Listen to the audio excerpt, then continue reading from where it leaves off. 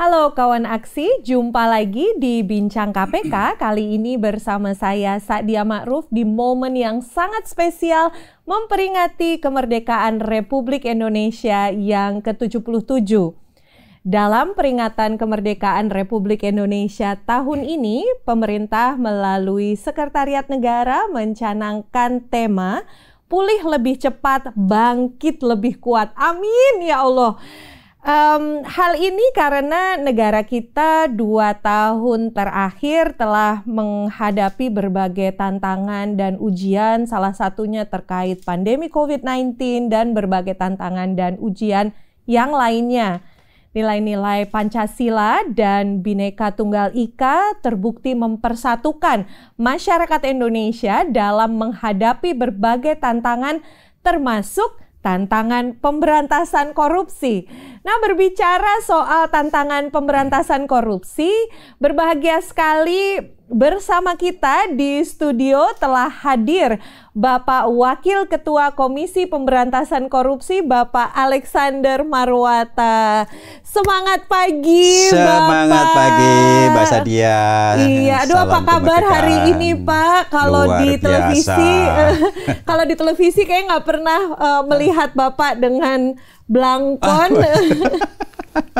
Ini untuk satu untuk memperingati kemerdekaan, yang kedua ya untuk melestarikan pakaian budaya nasional. Nah, karena saya orang Klaten ya. Oh iya ya. Pak, saya juga dari Jawa Tengah Pak, Pekalongan Pak. Oh, Pekalongan ya. Okay. Iya. Ya, gimana? Senang sekali Pak pada kesempatan peringatan Hari Kemerdekaan Republik Indonesia atau ke-77 ini bisa berjumpa dengan Bapak, berbincang-bincang soal tantangan pemberantasan korupsi di Indonesia.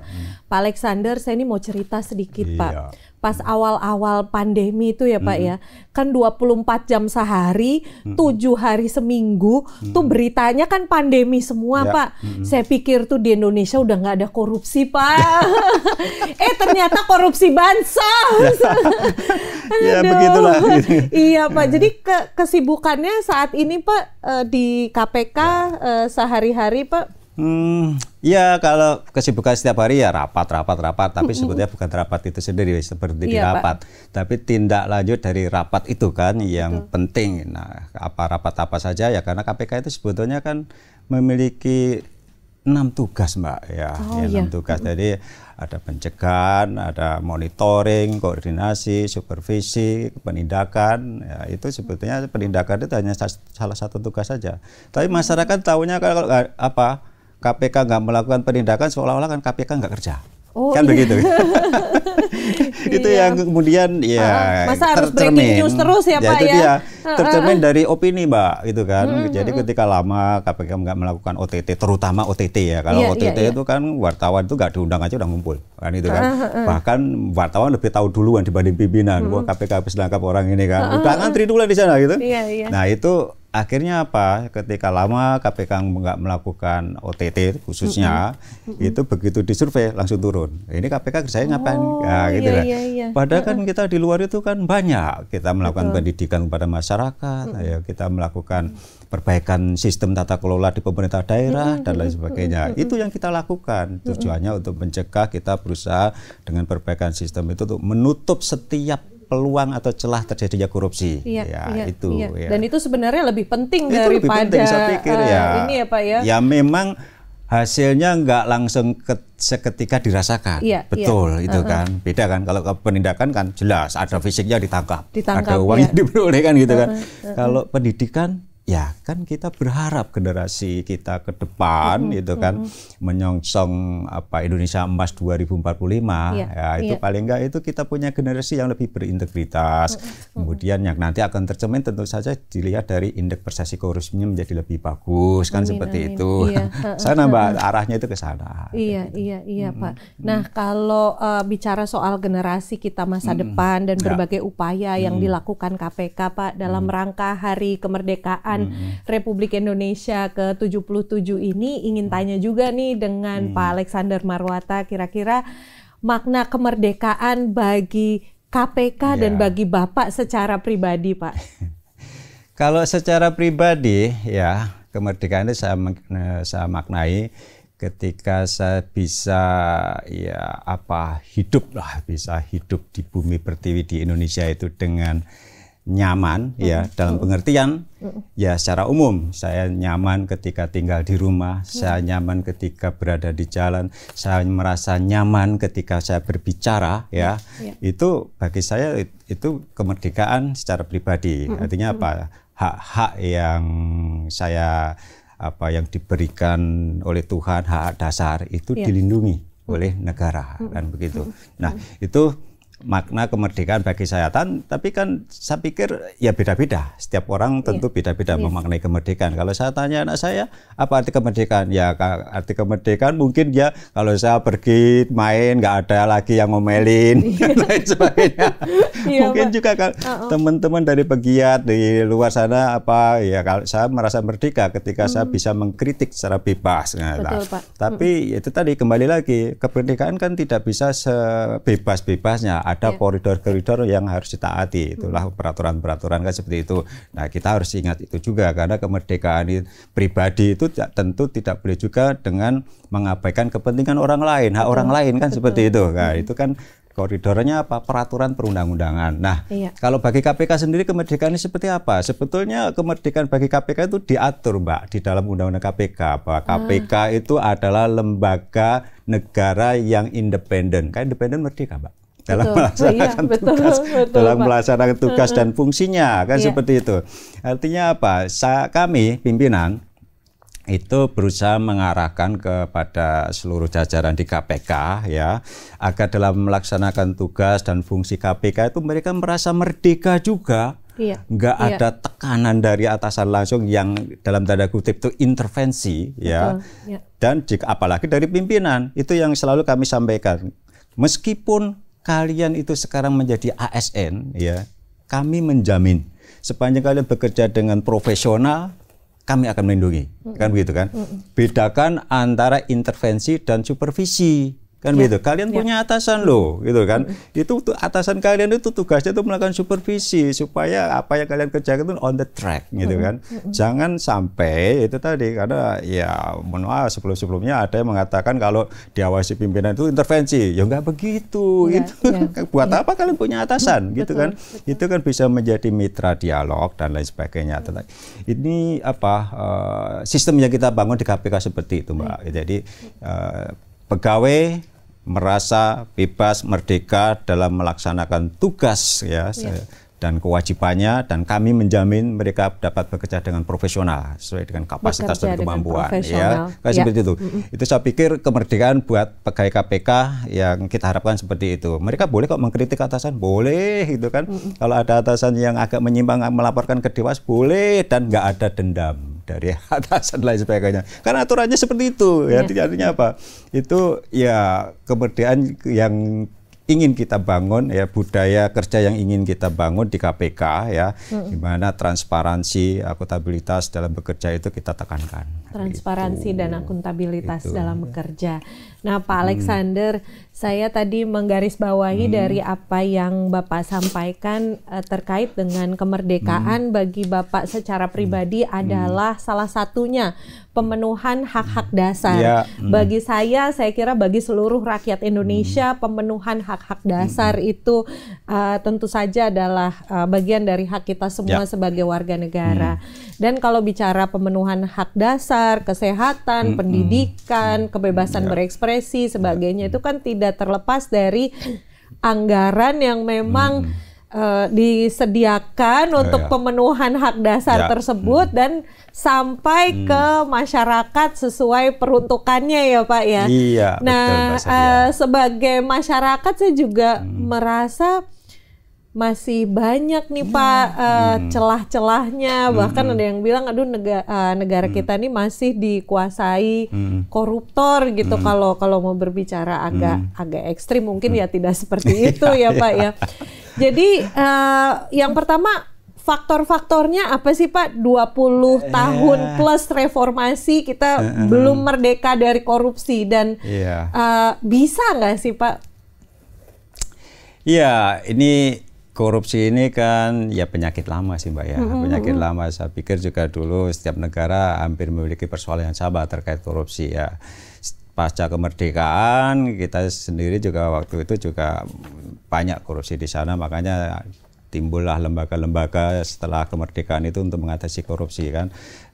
Sampai dengan Orde Baru, ada Undang-Undang Pemberantasan Korupsi tahun 71, ya, termasuk lembaga-lembaga di dalamnya nggak jalan juga, sampai Orde Reformasi, masyarakat menuntut supaya ada lembaga khusus ya yang didirikan untuk memberantas korupsi. Makanya KPK itu boleh dikatakan ini lahir dari yaitu era reformasi ya, tuntutan masyarakat. Sejauh mana selama saya kira hampir 20 tahun ya, saat ini kan periode kelima pimpinan itu kan KPK berkiprah dalam memberantas korupsi, dan apakah sudah menunjukkan hasilnya? Kan seperti itu kan? Ya, memang saya menilai ya, kalau dilihat kan pasti ada indikatornya dong. Kalau melihat keberhasilan pemberantasan korupsi harus ada indikatornya. Indikatornya sementara ada indeks persepsi korupsi ya. Terlepas dengan berbagai kelemahan yang ada di dalamnya, memang belum bagus, Mbak. Ya, harus kita akui belum bagus. Meskipun ada peningkatan. Karena sebelum reformasi itu indeks persepsi korupsi kita itu Indonesia itu ya berada di kisaran angka 20-an. Nah, tahun lalu tahun 2021 itu indeks persepsi korupsi kita di angka 38 ya, naik 1 poin dari tahun sebelumnya, meskipun ya tahun 2019 pernah di angka 40.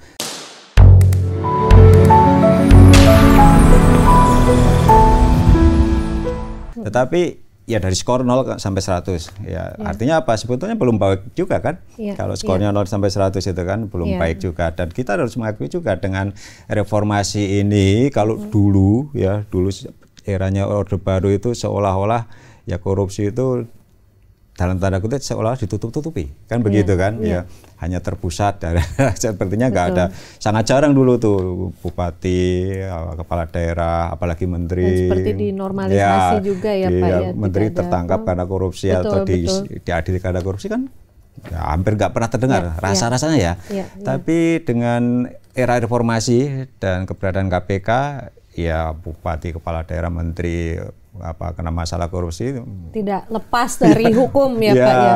Masyarakat mulai menerima kan, sebetulnya itu bukan sesuatu hal yang kemudian mengejutkan, kan gitu kan. Jadi itu sedikit perubahannya di situ. Jadi sekarang masyarakat pasti juga sudah menilai bahwa kedudukan pejabat penyelenggara negara itu sama di depan hukum ya, kalau bersalah ya harus ditindak. Nah, itu nilai lebihnya terkait pemberantasan korupsi di era reformasi ini dibanding sebelum-sebelumnya yang saya perhatikan seperti itu.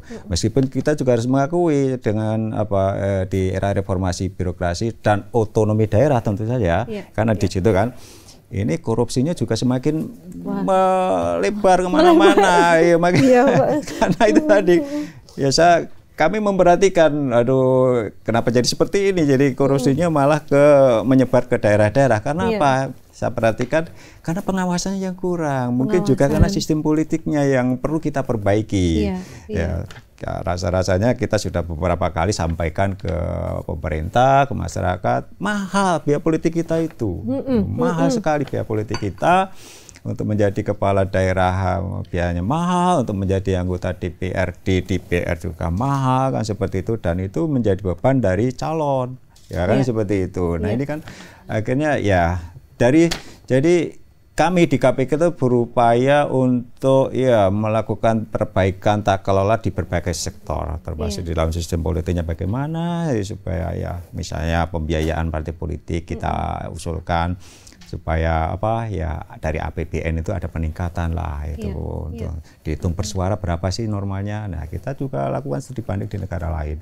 Dan ya rasa-rasanya masih banyak PR ya. Saya harus akui masih banyak PR, bukan hanya KPK sebetulnya, bukan hanya PR KPK, tapi PR kita bersama sebetulnya pemberantasan korupsi itu kan.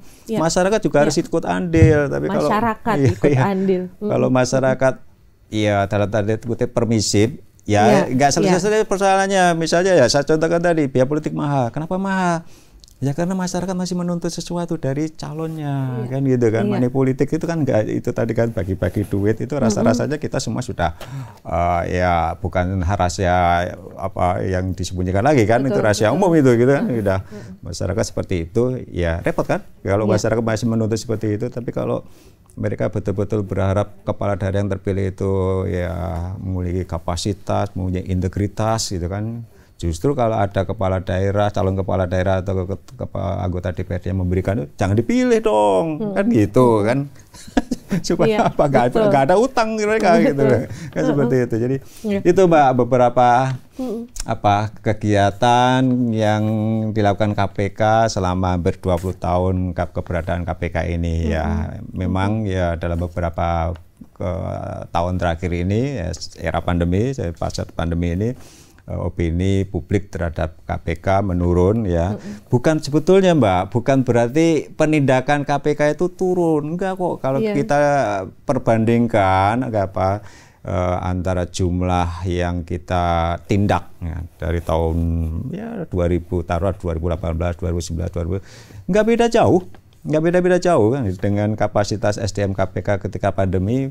Rata-rata paling yang bekerja di kantor itu mungkin nggak lebih dari 50% kapasitas ya, ibaratnya kapasitas mesin itu bekerja 50%, tapi dengan kinerja yang nggak beda jauh saya perhatikan gitu. Tapi ya kita kan nggak bisa menyalahkan masyarakat kan gitu. Wah, kamu penilaianmu salah, penilaianmu salah kan enggak. Tapi apapun penilaian masyarakat tentu itu menjadi masukan buat kami di KPK untuk introspeksi kan gitu. Apalagi yang harus kami perbaiki ya. Karena biar bagaimanapun masyarakat merasa memiliki KPK karena mereka yang memperjuangkan keberadaan KPK ini. Betul, ya, betul. Di era sebagai amanah reformasi ya Pak ya. Seperti itu.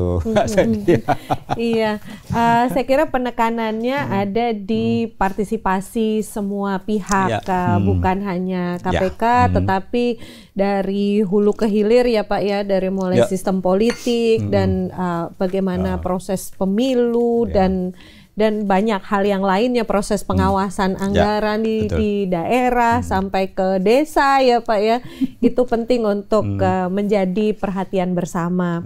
Nah Pak Alex, kalau kita bicara perhatian bersama Pak, saya kira yang masyarakat juga ingin dengar dan belum banyak mengetahui mungkin upaya-upaya pencegahan Pak, dari sisi pencegahan yang dilakukan KPK selama ini, karena saya kira ini adalah salah satu yang tidak terlepas dari tugas dan fungsi KPK Pak untuk pencegahan korupsi. Apa saja Pak yang sudah diupayakan selama ini? Ya, selain lewat pendidikan tadi Mbak, lewat pendidikan kita mulai mengajarkan nilai-nilai anti korupsi itu sejak pendidikan prasekolah ya sampai perguruan tinggi ya. Itu secara formal lewat pendidikan ya. Kita bekerja sama, KPK bekerja sama dengan Kementerian Pendidikan Nasional, dengan Kementerian Agama yang mereka memiliki lembaga-lembaga pendidikan formal kan, agar di dalam kurikulum pembelajaran mereka itu ada materi bahan terkait dengan pendidikan anti korupsi. Nah, seperti itu sudah kita minta, dan kepada daerah-daerah juga kita dorong untuk membuat perda pendidikan anti korupsi. Perda pendidikan anti korupsi. Ya, karena kalau nggak dilandasi dengan dasar hukum seperti itu, kadang-kadang ada sekolah yang nggak mau gitu kan ya. Seperti itu.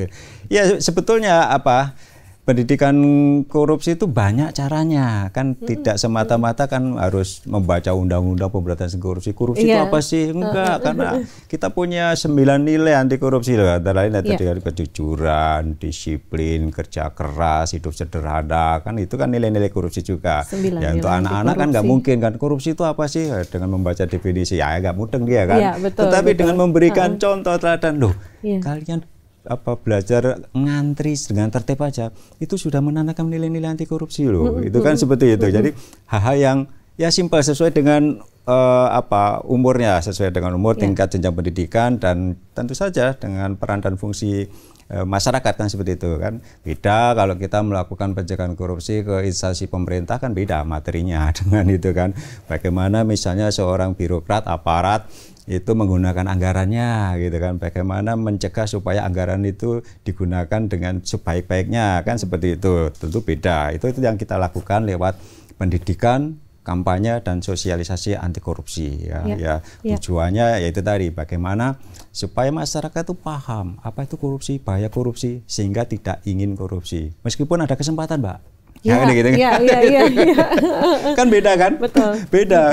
Orang korupsi kadang-kadang wah ini ada kesempatan ya ngambil. Tapi kalau dia punya ini integritas, biar ada kesempatan, nggak mau dia memanfaatkan kesempatan karena tahu itu nggak benar. Nah, itu yang ingin kita raih lewat pendidikan dengan perbaikan tata kelola, yaitu tadi kita menutup setiap peluang. Jadi meskipun ada orang yang ingin korupsi, tetapi itu tadi karena sistem dia jadi nggak bisa ya korupsi kayak gitu ya. Itu kita lakukan, kita bekerja sama dengan lembaga pemerintah ya, yang baik di pusat maupun daerah dan juga BUMN maupun BUMD. Kita perbaiki, Mbak, tata kelola di instansi lembaga pemerintah tersebut itu kan gitu. Nah, itu kemudian ya terakhir ya tadi dengan penindakan. Nah, penindakan itu sebetulnya upaya paling akhir, bukan yang pertama-tama didahulukan tangkepin semua orang. Enggak, Mbak, gitu kan. Ya kalau kita ada laporan masyarakat, oh di sana ini ada isunya, laporannya misalnya ada pengaturan lelang gitu kan. Ya kalau perlu kita datengin, kita ingatkan panitia lelang, ini jangan macam-macam ya kan. Ini sudah ada informasi masyarakat. Kita awasi supaya lelangnya itu benar. Nah, supaya lelangnya itu benar, kemudian juga kalau lelangnya benar itu sebenarnya semua untung, Mbak. Perusahaan, pengusaha ya untung, pemerintah juga untung, gitu kan. Tapi kalau semua diatur di dalam proses lelang antara lain, pasti nggak benar, Mbak. Itu pengusahanya pasti rugi karena dia harus menyuap untuk memenangkan lelangan, gitu kan. Kalau perusahaan itu menyuap, otomatis kan harganya juga pasti dinaikkan, kan gitu.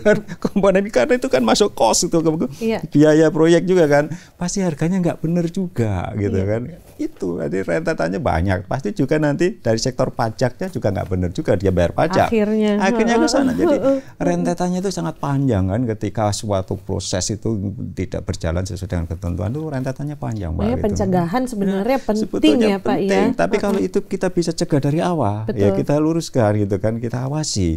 Jadi apa? Semua happy kan, gitu kan. Semua happy, pengusaha nggak perlu nyuap, bersaing secara sehat gitu kan. Ya, pemerintah mendapatkan barang dan jasa yang berkualitas. Kan seperti itu. Nah, cuma itu tadi kan ya masyarakat nggak puas itu.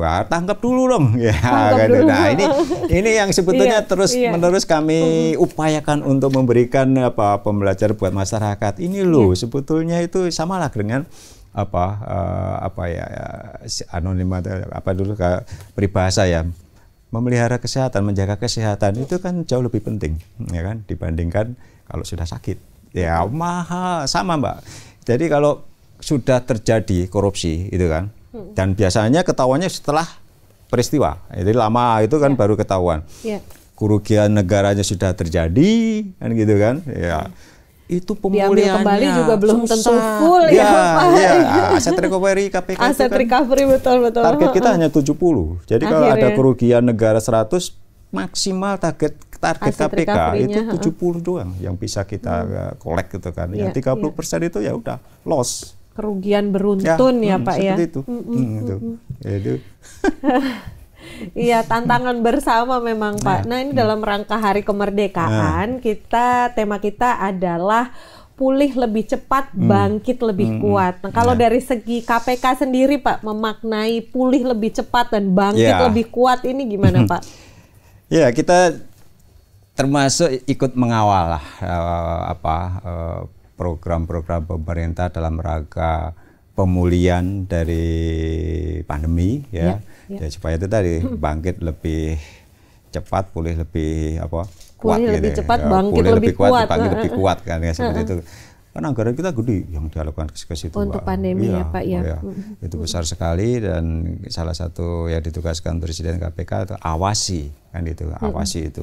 Nah, dan sebetulnya sendiri dari sisi yang lain kami juga mendorong yang sekali lagi Pak pas pandemi kan kami kan juga kapasitas ya, kalau boleh dibilang kapasitas pabrik kami di KPK kan baru optimal 50%, karena WFO dan lain sebagainya, WFH dan lain sebagainya tadi kan, ada yang sakit kena COVID dan lain sebagainya. Nah, kita juga sekarang sudah 100% ya masuk, ya kita juga dorong itu kan, ayo kita kerja lebih keras lagi, kita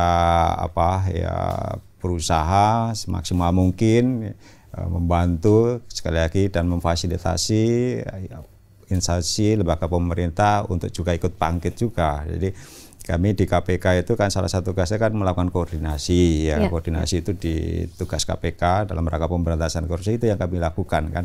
Tapi dan juga ini Mbak terkait dengan boleh lebih cepat bangkit lebih kuat, ini kan ya harapannya kan tahun ini, tahun depan dan mungkin dan seterusnya ya, ini betul-betul masyarakat itu juga ya kembali bergairah secara dari kinerja. Sebetulnya itu yang kita tuntut dari kinerjanya Pak, gitu kan. Ya kalau sekedar jargon-jargon seperti itu kemudian tidak kita realisasikan, ya apa gunanya kan, seperti itu. Nah, kita berusaha untuk mengajak seluruh staf di KPK, dan tentu saja nggak hanya internal Pak, tapi juga mitra KPK gitu kan. Kita punya mitra KPK itu selain dari para pegiat anti korupsi, kan kita punya penyuluh anti korupsi dan juga ahli pembangun integritas. Jadi itu mitra-mitra kami dalam rangka untuk menanamkan nilai-nilai integritas di tengah masyarakat maupun di lembaga-lembaga atau BUMN dan juga sektor swasta. Itu kita ajak semuanya, ayo dong, ini persoalan korupsi, ini bukan hanya persoalan KPK, ini persoalan kita bersama. Ya, mari kita bangkit bersama untuk kita bersama untuk memberantas korupsi, menjadikan Indonesia lebih kuat dan bebas dari korupsi, kan itu kan sebetulnya arahnya ke sana sebetulnya. Jadi untuk KPK ya, untuk KPK kan itu menjadi tantangan ya, itu menjadi tantangan dalam pemberantasan korupsi. Kita harus lebih kuat gitu loh, kita harus lebih semangat ya. Ini yang terus kita gemakan, tidak hanya di internal tetapi juga kita mengajak seluruh lapisan masyarakat, instansi pemerintah, ayo kita bersama-sama kita gempur koruptor. Kita gempur koruptor, ya Pak. Masyarakat bisa bantu apa Pak? Oh banyak. Dia bilang, saya kadang ditanya itu, Pak Alek, ini kepercayaan masyarakat KPK itu kan lagi turun, kan itu kan. Sebetulnya bukan ke KPK, mungkin dalam tanda kutip lebih spesifik kepada pimpinan mungkin, karena kan kita lihat dulu kan.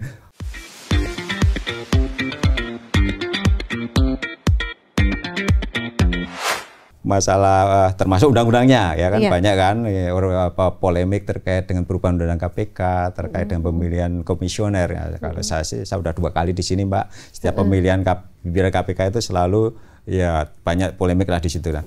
Saya bilang begini Mbak, itu kan sebetulnya dukungan ke KPK, dukungan pemberantasan korupsi gampang kok, asal kalian nggak korupsi aja itu sudah merupakan dukungan. Merupakan dukungan atau kalian boleh nggak percaya ke saya, gitu kan? Boleh tidak percaya KPK, tapi jangan korupsi. Itu sudah dukungan buat KPK, buat kami kan, seperti itu. KPK tapi jangan korupsi. Itu intinya jangan korupsi, kan ya Pak ya. Kan tujuan pendirian KPK, tujuan keberadaan kami ini sebagai komisioner kan mengajak masyarakat jangan korupsi. Kalian boleh mengkritik, boleh tidak setuju, ya, boleh tidak percaya dengan pimpinan itu kan. Tetapi kalau kalian nggak korupsi itu pun sudah merupakan dukungan buat kami, kan gitu kan? Kan itu, kan bukan berarti saya nggak percaya KPK, besok korupsi ya kan? Oh gitu, enggak, iya. Kan enggak itu kan? Silakan gitu kan. Kami terbuka terhadap kritik Mbak. Nah sebetulnya itu Mbak, itu kan tantangan buat kami di internal seperti itu. Sekali lagi karena ya kalau bagi saya sendiri kritik masukan dari masyarakat pegiat anti korupsi terhadap pimpinan, terhadap KPK atau opini publik yang dibangun itu merupakan salah satu bentuk perhatian kalau menurut saya. Kalau mereka nggak peduli ngapain, bodoh kan gitu kan. Tetapi justru karena adanya kritik, adanya masukan, mungkin kecaman atau caci maki apapun lah istilahnya gitu kan. Itu kan menunjukkan mereka ingin KPK dan para punggawa terbaik pimpinan dan stafnya itu benar bekerja sesuai dengan apa yang mereka harapkan ketika mereka melahirkan KPK ini. Gitu loh Mbak. Itu ya bagi saya nggak masalah Mbak, gitu kan. Dikritik di apapun. Ya bagus. Begitu. Waduh. Iya, itu yang bisa dilakukan masyarakat itu, jangan korupsi gitu. Jangan korupsi, jangan korupsi. Dengan berbagai, kalau ada mengurus surat dan lain sebagainya, ya jangan ngasih ngiming-ngimingi lah gitu kan, jangan ngiming-ngimingi ucapan terima kasih dan lain sebagainya, janganlah. Kalau ditilang di jalan, jangan berusaha untuk mengajak damai. Itu kan salah satunya gitu. Hal-hal yang simpel gitu kan. Mari kita ya terbiasa melakukan sesuatu itu sesuai dengan ketentuan lah kan seperti itu. Kalau harus sidang ya sidang lah gitu kan. Ya, sesederhana itu Mbak sebetulnya kan gitu kan. Yang penting jangan korupsi. Jangan korupsi. Kawan aksi sekalian, kita sudah mendengarkan bersama betapa semangat Hari Kemerdekaan RI ke-77 pulih lebih cepat, bangkit lebih kuat, tentunya membutuhkan kerja keras dan komitmen kita bersama untuk memastikan salah satunya bahwa anggaran untuk pemulihan pasca pandemi COVID-19 itu digunakan untuk semaksimal mungkin kepentingan rakyat. Bagaimana tadi ada pesan tentang pemenuhan hak dasar juga membutuhkan komitmen bersama. Semua anggaran untuk pemenuhan hak dasar digunakan sesuai peruntukannya untuk sebesar-besarnya kepentingan rakyat. KPK, Komisi Pemberantasan Korupsi, sebagai anak kandung reformasi, berjuang keras untuk memastikan pemberantasan korupsi di Indonesia dari semua lini, dari pencegahan hingga yang terakhir penangkapan. Pendidikan sudah dilakukan, penataan dan perbaikan tata kelola pemerintahan, perbaikan pengawasan dan sebagainya, tapi tentunya membutuhkan partisipasi dan komitmen semua pihak. Peran masyarakat dan semua lembaga juga sangat diperlukan. Komitmen, integritas, bekerja untuk rakyat, jujur dan tidak korupsi. Demikian tadi obrolan kita Bapak Alexander Marwata. Terima kasih. Sama-sama, terima kasih. Salam anti korupsi. Salam anti korupsi. Terima kasih banyak kami ucapkan kepada Bapak Wakil Ketua KPK Bapak Alexander Marwata atas berkenannya untuk berbagi ya di Hari Kemerdekaan Indonesia, Republik Indonesia ke-77. Semoga kita bisa segera merdeka dari korupsi. Saya Sadia Ma'ruf undur pamit. Berani, jujur, hebat.